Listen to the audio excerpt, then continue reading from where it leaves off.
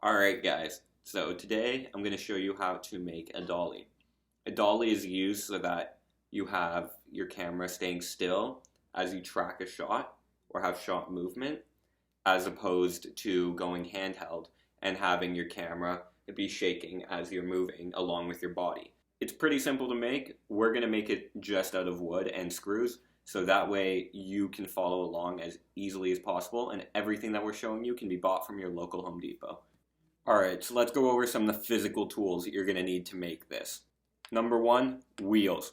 It's how your dolly is going to move. Get the ones with the gray rubber because that absorbs some impact. It'll give you a much smoother ride than the ones with black rubber would. Because the dolly we're building is a triangle, you're going to need 3 wheels. Make sure 2 of them have brake pedals. These little black things right here. What that does, it stops the wheel from moving like a normal brake would, but it means that you can lock your dolly in place if you have 2 of them. If you have 1, your dolly's still going to sway, and that'll do nothing. That's why you need 2.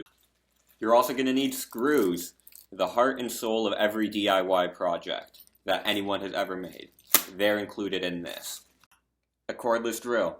You're going to need this to screw in the screws, unless you want to do it with a manual screwdriver and strain your forearms, but that'll take you about 5 times as long. Plywood. Pretty self-explanatory. We're going to need it. A 2x3 or a 2x4. I personally went with 2x3 because it's cheaper. And you're going to need a saw to cut the wood. A handheld power saw is what's preferred, but you can do it with anything. So you have your 2x3 right here, and what we're going to do is just cut right along the dotted lines and separate it into 3 separate pieces. Now once you have it separated, this is a diagram of one of those pieces. You're going to want to cut it at 30 degrees so you can make an equilateral triangle. 60 degrees if you're measuring from the other side.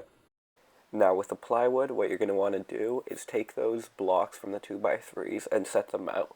You should end up with an equilateral triangle about the length of the dotted lines right here. Then quite simply, you're just going to want to cut that triangle out. Now you're going to be left with these scrap pieces of wood on either end, and you're going to cut those into slabs that are about 4 inches by 6 inches each.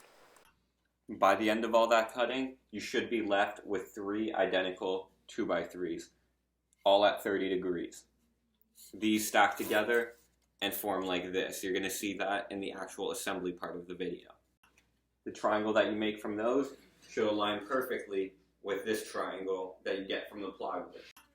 And you should have 6 leftover scraps of plywood, about yay big, to form the corners.